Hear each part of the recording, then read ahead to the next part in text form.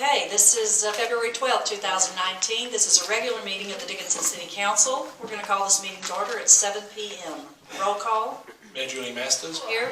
Councilmember Charles Suderman. Here. Councilmember Bruce Henderson. Here, sir. Councilmember Walter Wilson. Here. Councilmember Wally Deeps. Here. Councilmember Louis Decker. Here. Councilmember William King. Here. We have a quorum. Pastor Simpson. Johnny Simpson. Oh, Pastor Simpson. You're our fallback guy. Appreciate you coming every other week. He's going to lead us in the invocation, followed by the pledge to both flags by Councilman Wilson. Let us pray. Father God, we thank you for this day. We thank you for every good and perfect gift that comes from above. We thank you for the opportunity to gather and get work accomplished. We ask that this be an effective and efficient meeting, Lord God. We pray a blessing over the staff of the city of Dickinson, the elected officials for this city, for this county, for this state, and for this nation. In your son's name we pray. Amen. Amen. Join the pledge allegiance to the flag of the United States of America and to the republic for which it stands, one nation under God, indivisible, with liberty and justice for all. Honor the Texas flag. I pledge allegiance to thee, Texas, one state under God, one and indivisible. Thank you, Pastor Simpson. Councilman Wilson. We have no item 4 is proclamations. We have none this evening, so we'll move to item 5, announcements and presentations, council comments, and we'll start with Councilman Deeds. Are you ready? I'm ready. Okay. I just have a few items. Thanks, ma'am.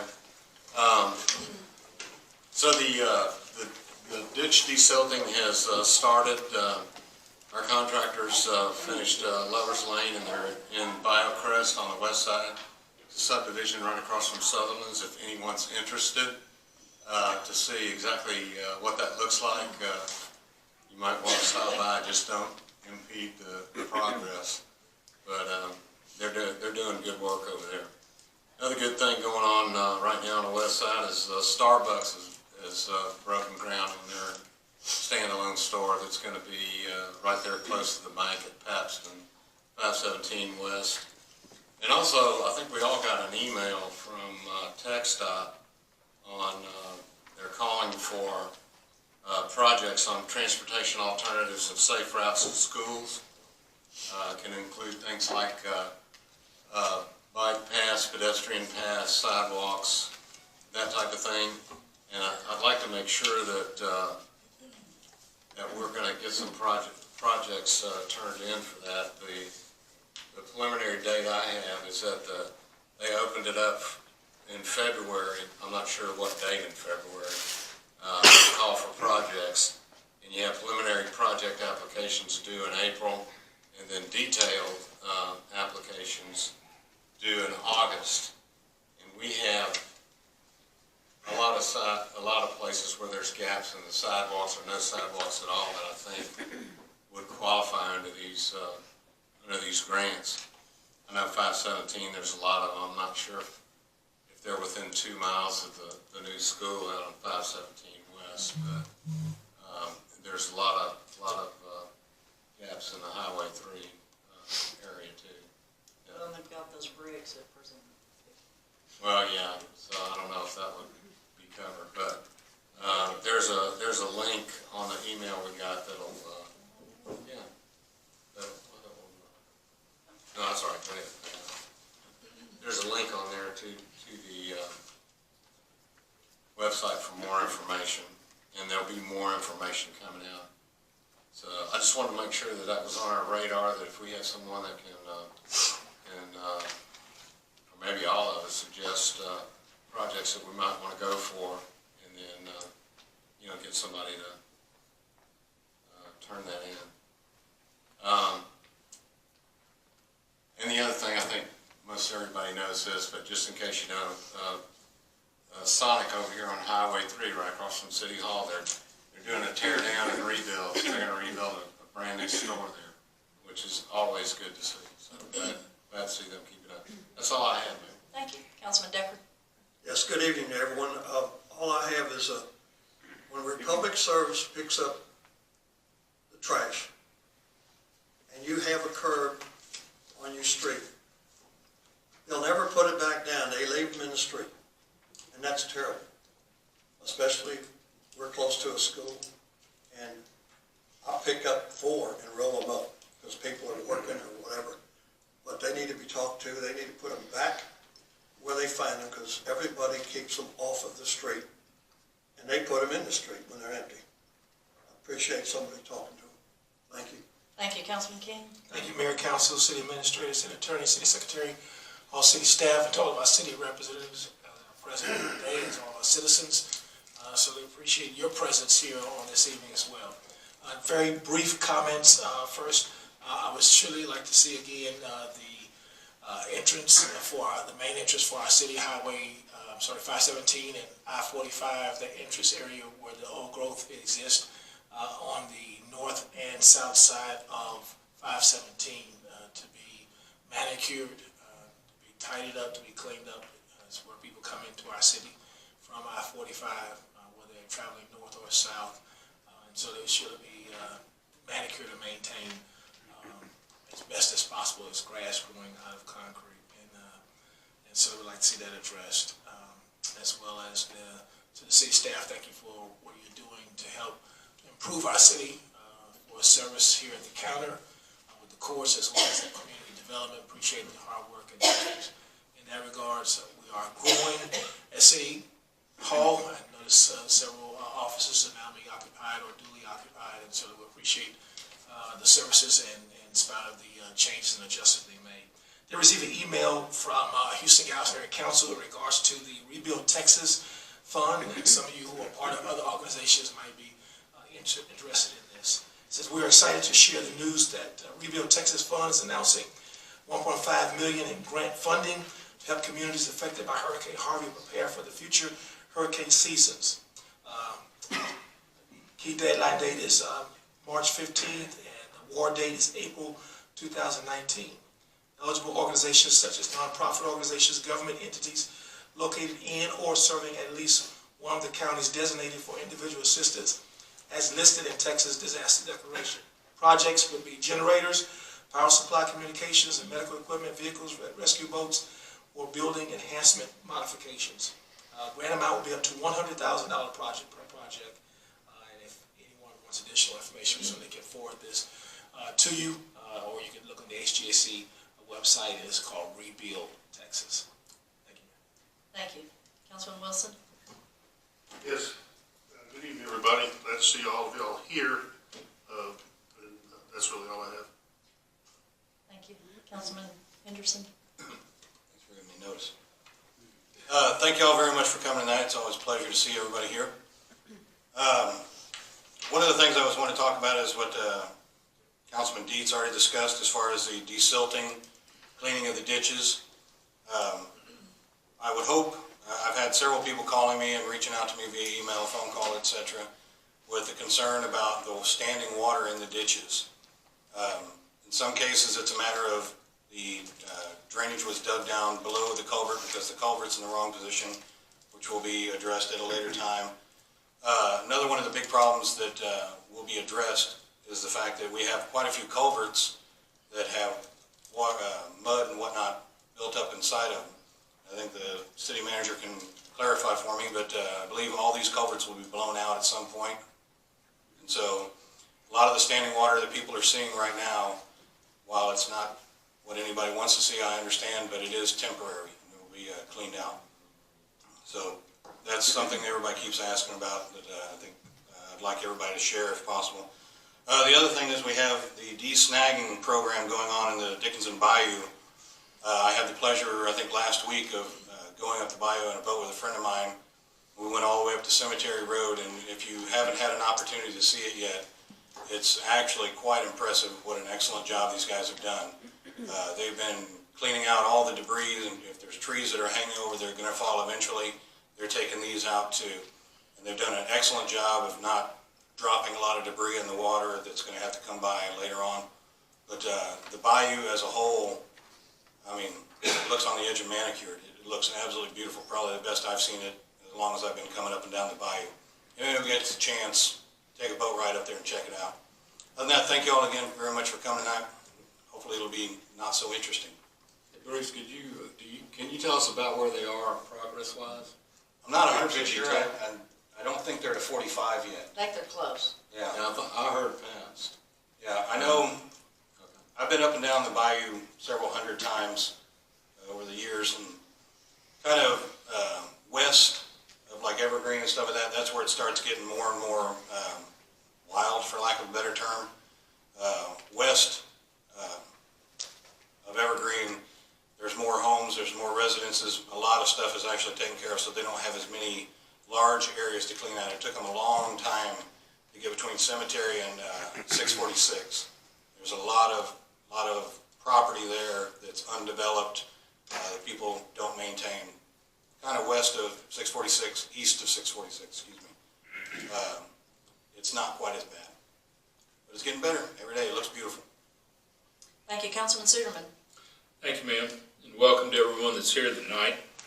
I guess the Festival of Lights has been put to bed for this year. Thank God for small favors, and the rain didn't help us out at all. But we finally got everything out of there last weekend. The Knights of Columbus, if you like their fish fries, the next one's on the 1st of March, and then the next 7 weeks after that. All the weekends in March and the first 3 weekends in April, we'll have a fish fry every night, every Friday during Lent. So I suggest if you're going to come early, because this past first Friday, we had about 340 people there. So, and Lent usually doesn't quite double it, but it gets pretty close. So if you want to come out, come early. We do have a drive-through. If you want to stay and eat, you can come through and pick it up. That's about it, ma'am. Thank you. Thank you. Councilman King had another comment? Yes, ma'am. I failed to offer my condolences to the McCall family. I received a call yesterday that David McCall had passed away. He just buried his brother a few months ago, and so we want to offer our condolences to the McCall family and to the Irma Jean Young family, a 70-year resident of Dickinson. She was 93 years of age, and so we want to offer our condolences to the Young Palmer family. Thank you. Thank you. Item 6 is reports. Item A is the update on the public works projects. Ron Sullivan.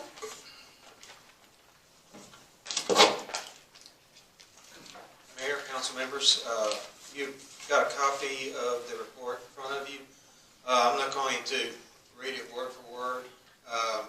One thing I will note is that in the past month I've been concentrating on staff and equipment, getting us to where we need to be so that with the training, so that our procedures are more effective. You shouldn't see any more lenient stop signs. The pickup that we've been using to carry coal mix out to patch potholes is been officially decommissioned as far as that use goes. Our patch trailer is back in operation, fully operational, including the compaction equipment and everything that goes with it. Councilman Dietz can attest to how well our jet trailer has been working. We've been replacing tires on equipment that needed to have tires replaced on them. We've checked out our laydown machine. It's actually, considering its age, it's in very good condition. We need new tires on it. That's going to be an expensive proposition. Mainly, like I said, the past month I've been focusing on starting the crews to doing things in a more effective manner as opposed to what we've done in the past. You'll notice on the second part of this report, we show patching 800 potholes. I rather expect that number to drop because I'm expecting them to spend more time and to get those repairs done correctly, as opposed to just shoveling coal mix into a hole and running over it with a truck tire or hitting it with a shovel. We're going to be using proper compaction equipment. We're going to be putting tack down. We're going to be taking the loose material out, reshaping the hole so that the patches have a chance of lasting longer. And additionally, the report that you see on this second part, I'm going to work to revamp that so that you get more meaningful information. Just being told that we've done 800 potholes doesn't tell you much. And so we're going to be working on that so that you'll have a better idea of where we've been working and what we've been doing over the past month. Like I said, I forewarn you that on some of these items, the volume may seem to diminish, but I think the quality will increase. And I certainly will entertain any questions that y'all may have at this time. Definitely, I appreciate the pothole effort that you're making, Mr. Sullivan. I appreciate the effort in that, and the citizens that I've heard from also appreciates the effort, especially with their vehicles. And so I want to say thank you for that. You're welcome. You mentioned that we won't see any more bleeding stop signs. Prior to you coming, we had a discussion about stop signs and street signs, the ones where the stop sign, the only way you know it's a stop sign is it's on tagging. Are we looking at a program to get these replaced?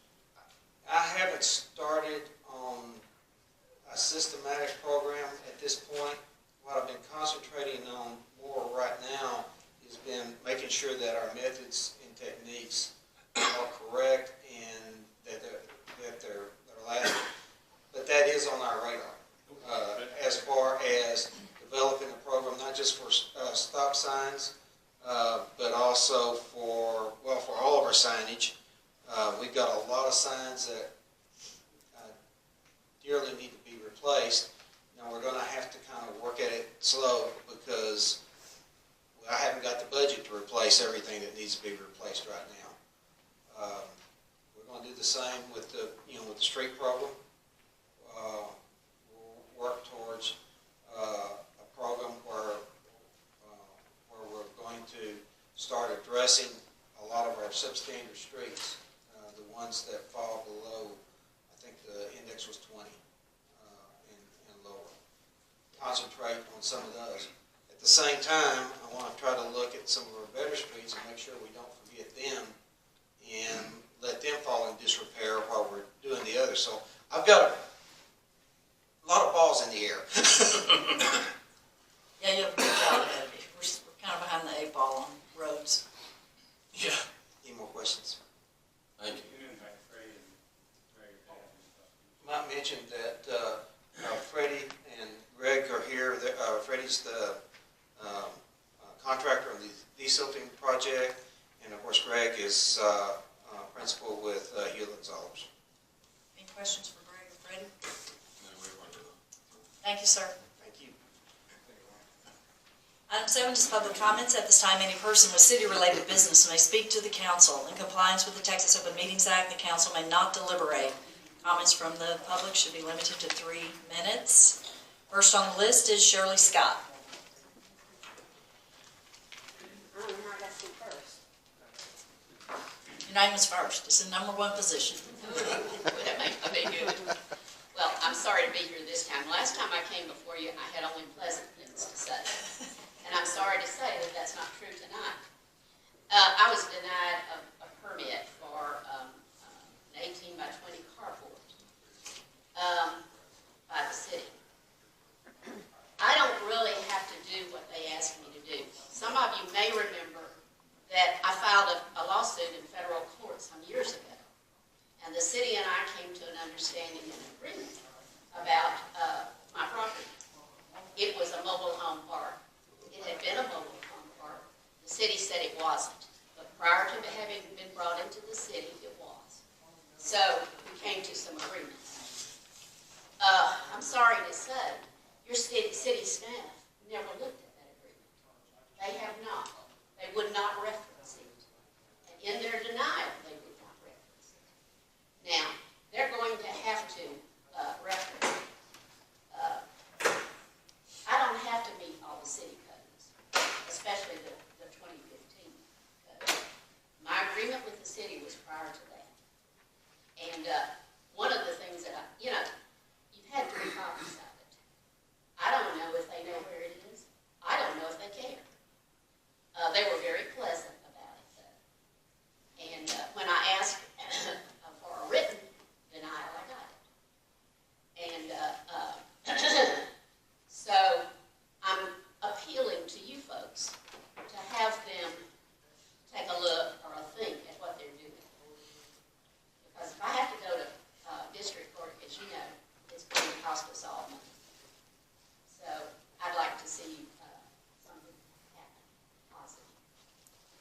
Shirley. Oh, yes, sir.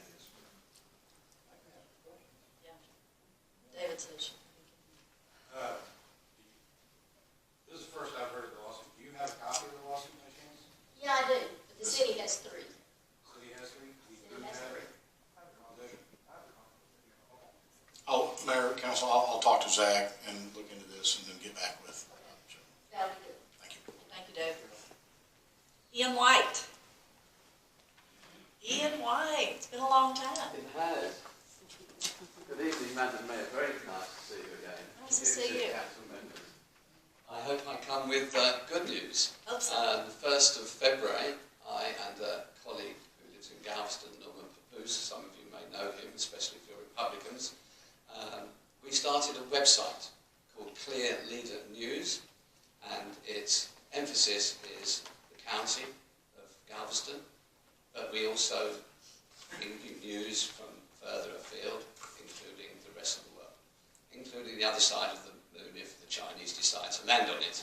So we're a very generalised website, but what we hope that we offer that other news outlets in the area do not is an unbiased, fair-for-all policy, especially concerning ideological matters. So we're not going to swing one way deliberately all the time. We'll be holding ourselves accountable for a fair and honest way of approaching such matters, and indeed all matters that come out of any city hall, especially Dickinson, where I have fond memories of being here and covering your events in the past. I hope to be here again very soon and doing the same and giving me some good publicity. Again, the site is clearleadernews.com. If you go onto the site, you'll find contact details, and you're all free to give me a call. I think some of you have my cell phone number. I think you do, Madam Mayor. Still, possibly, yes. Give me a call and let me know your good news, and we'll come running and sort it out for you. Thank you so much. Thank you. Good to see you again. You too. Sean Skipworth.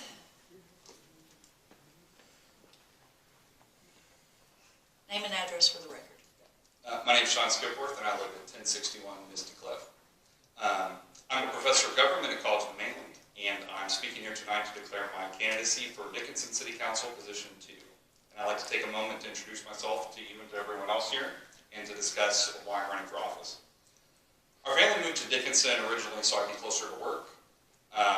Frankly, at that time, the community didn't have a lot to do with the decision. We got a great deal on a house. And we viewed Dickinson at that time as simply not a place to live. Then Hurricane Harvey came, and our lives became about piling debris, rebuilding our home, and dealing with insurance adjusters. I remember thinking during that period that our family had never really considered walking away from Dickinson and from our home. That at some point we had become gators. That this had become our home, and it was a place that we cared about. Dickinson is the place that I began my career in. It's the place where our son will say grew up in, and it's a place that we've come to care for a great deal. So when I saw taxpayers organizing on social media to fill potholes on public streets and mow public drainage ditches, I felt the change was needed. Many citizens are still struggling to get their lives back to where they were before the storm and live in fear of the next storm. Others are concerned about some leadership decisions by the city, and remember divisive and frankly financially wasteful decisions that were made in months even before Harvey arrived. I fully recognize supporters and opponents of our former city manager both have strong opinions concerning her employment with the city. I don't stand here to criticize the ultimate decision that was made by this body. I wasn't present during those deliberations, and I'm not in possession of the facts. However, the inability to show cause for termination and to adequately prove it cost the city over $200,000. And that's frankly inexcusable. If cause was present, the responsible course of action would have been to document it and save the taxpayers hundreds of thousands of dollars. I think Chief Morales did a great job as interim city manager during an unprecedented crisis. I believe during a crisis, you want everybody doing what they're best at. So that means I want the chief of police being the chief of police, and I want the city manager being the city manager. We weren't well served by the extended absence of a permanent city manager. It's been said it would have been difficult to begin a search in the aftermath of Harvey, but that search should have begun long before. Everyone's concerned about recovery, and I am too, but I'm more concerned about the future. I think our goal shouldn't be to get back to where we were before Harvey. Our goal should be to get somewhere better. I think voters have a choice in the election. They can vote for a return to the past, or they can vote for a Dickinson renaissance. And I think I'm the person for that job. During my time in College of the Mainland, I served on the executive cabinet and worked to establish governing policies. I collaborated with college leadership to oversee a $30 million plus budget. And government's my world. I'm a professor of government. I understand how the system works. I understand how policy works. I've established myself as a campus leader and was recognized in the Galveston Daily News as one of 40 up-and-coming professionals under the age of 40. I want to work for the city, and I hope to have your support this May. Thank you, Sean. Jesse Brantley?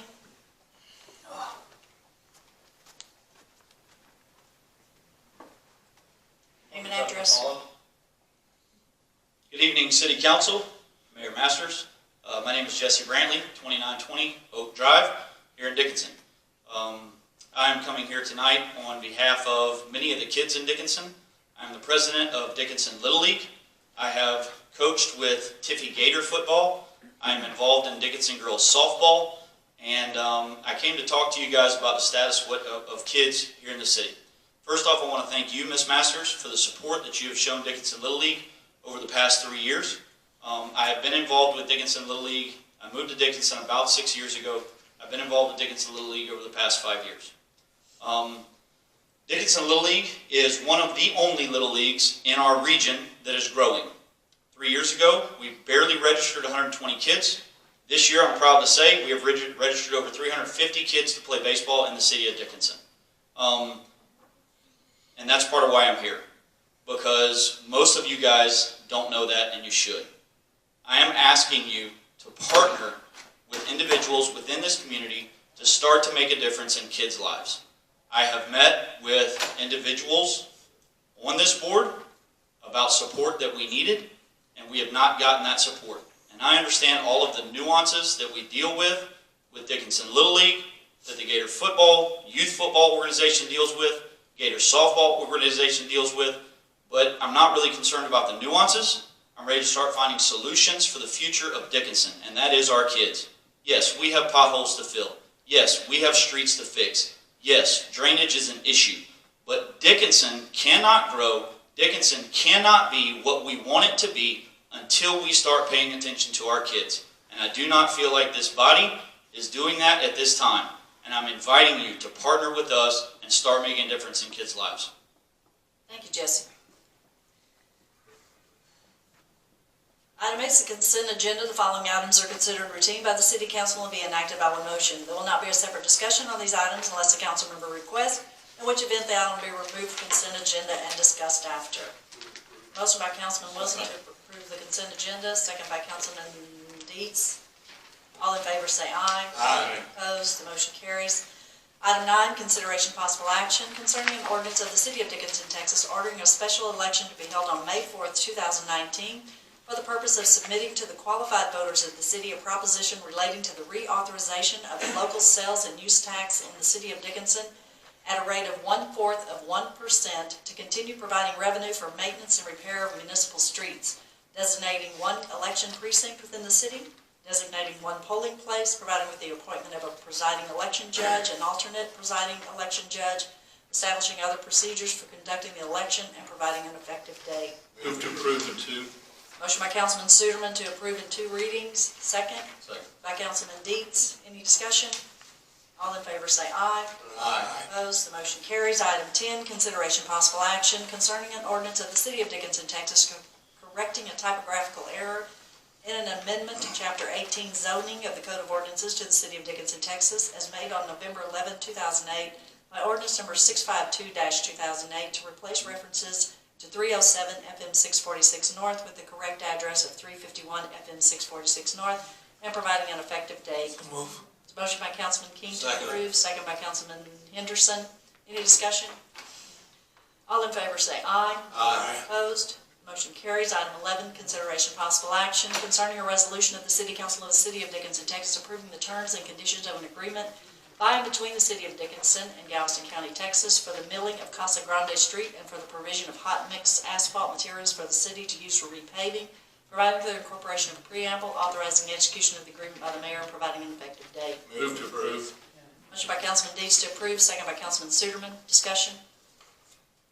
All in favor say aye. Aye. Opposed? The motion carries.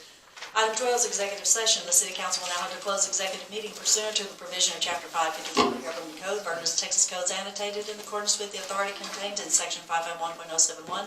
Consultation with attorney regarding pending litigation, specifically the Armstrong lawsuit, matters in which the duty of the city attorney requires to be discussed in closed meeting. Section 551.071, consultation with attorney regarding pending litigation, matters in which the duty of the city attorney requires to be discussed in closed meeting. Item C, Section 551.074, a personnel matter, discussion to deliberate the appointment, employment, evaluation, reassignment, duties, discipline, or dismissal of the city administrator. We will convene in executive session at 7:31.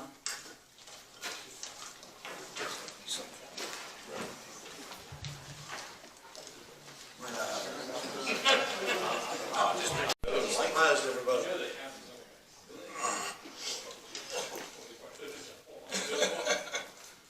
Ready up. We're going to reconvene in regular session at 8:46. We have no items discussed on item 14. Motion adjourned by Councilman Wilson, second by Councilman King. All in favor say aye. Aye. Opposed? The motion carries. The time is 8:46.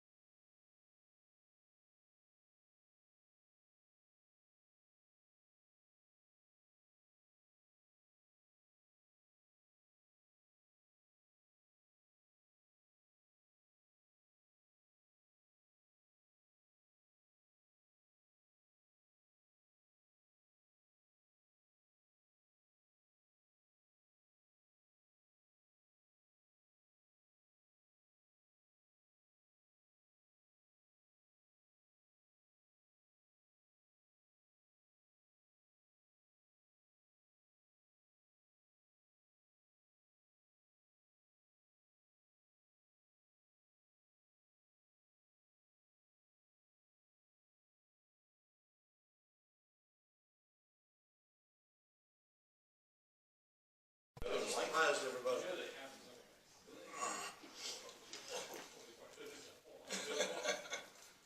Ready out. We're going to reconvene the regular session at 8:46. We have no items discussed on item 14. Motion to adjourn by Councilman Wilson, second by Councilman King. All in favor say aye. Aye. Opposed, the motion carries. The time is 8:46.